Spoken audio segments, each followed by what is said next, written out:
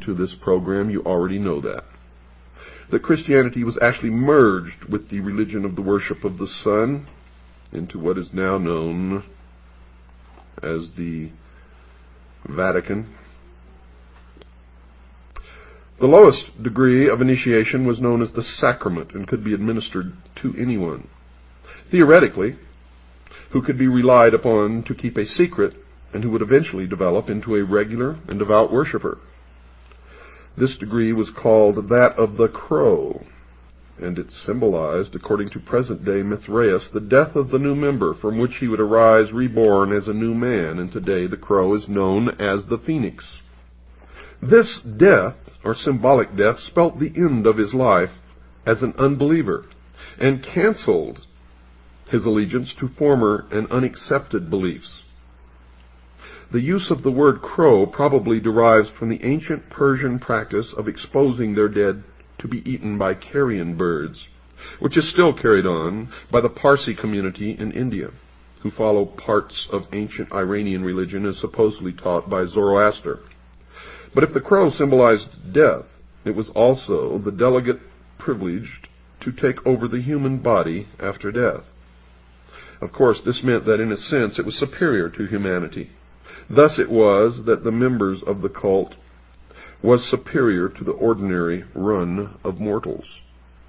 They believed themselves to be a separate race of man, and still do. The candidate descended 7 steps into the temple, which was an underground one, fashioned in the shape of a cavern, and made to look as much as possible like a natural cave. Initiation tests now took place.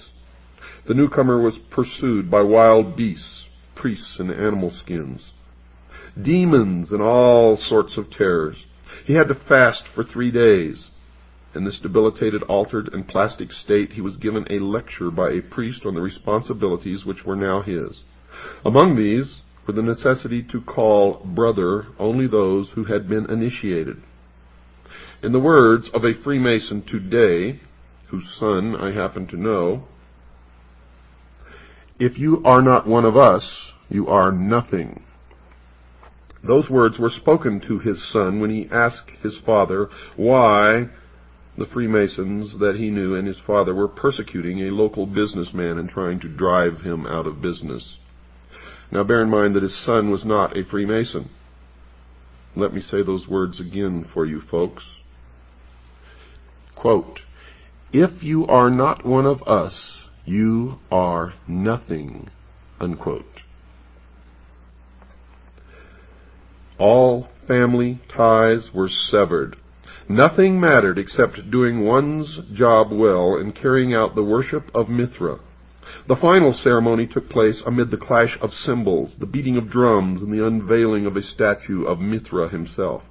This latter showed Mithra as a man carrying a bull by the hind legs. Now the symbolism of this piece of sculpture was explained to him.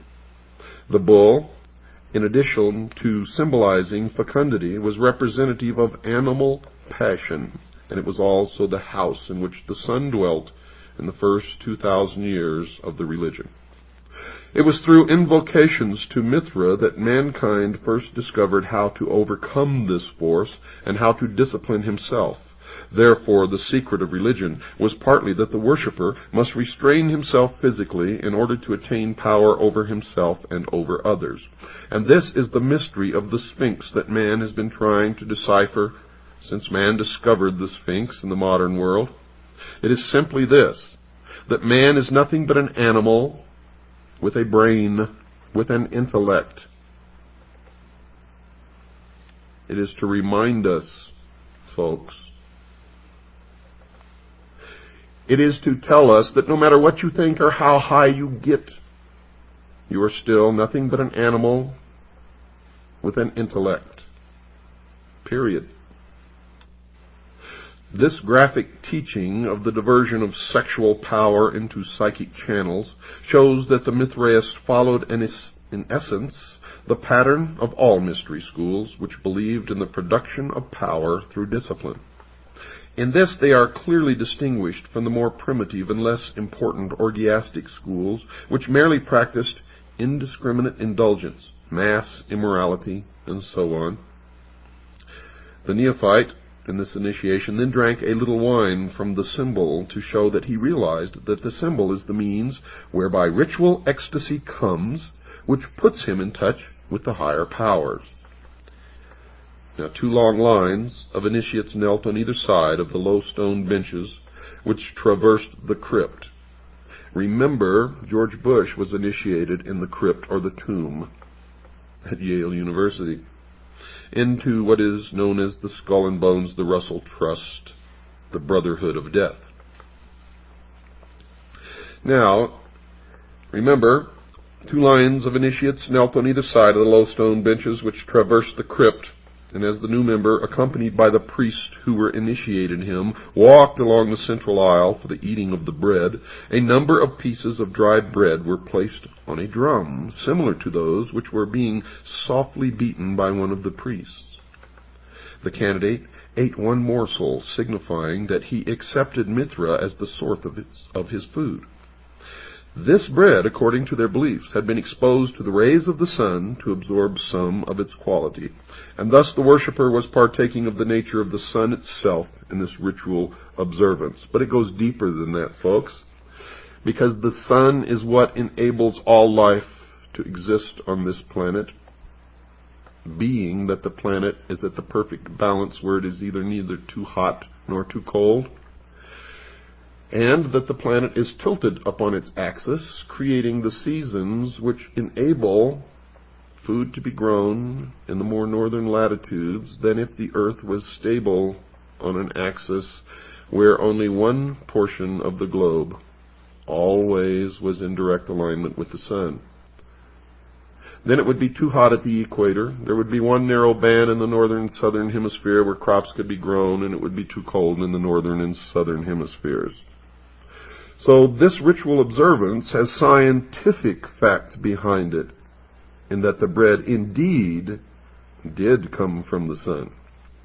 And now the initiate was taught the password of the cult, which was to identify him to other members, and which he was to repeat to himself frequently in order to maintain the thought always in his mind. Quote, "I have eaten from the drum and drunk from the cymbal, and I have learned the secret of religion." Unquote. This is the cryptic phrase which an early Christian writer, Maternus, reports as being taught to the Mithraeus, quote, "by a demon," unquote.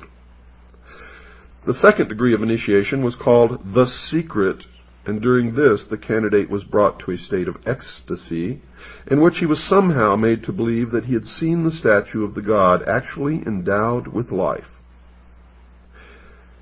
Folks, it's not likely that there was any mechanical method by which this was done, because no such apparatus has been found in Mithraic temples unearthed. The candidate was brought up to the idol, to which he offered a loaf of bread and a cup of water. And this was to signify that he was a servant of the god, and that, quote, "by what sustains my life, I offer my entire life to your service," unquote.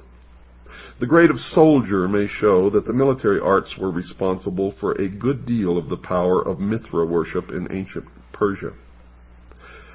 Certain it is, in any case, that this degree greatly appealed to the Roman warriors, who formed a very large part of the rank and file of the cult during its western expansion.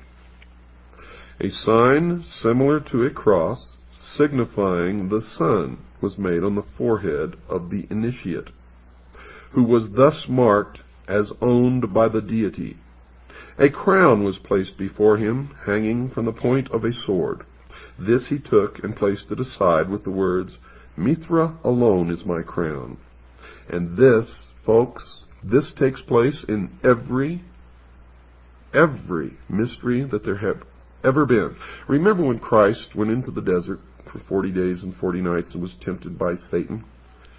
Satan offered him the crowns of any or all of the nations of the earth if he would just follow him, and Christ rejected it. The same thing happens in the mystery school. The initiate is always offered a crown, sometimes by the king or the emperor himself. And if he accepts the crown, he is considered unworthy, and being, as it would be interpreted as a threat to the real wearer of the crown, probably would have been executed. It was considered only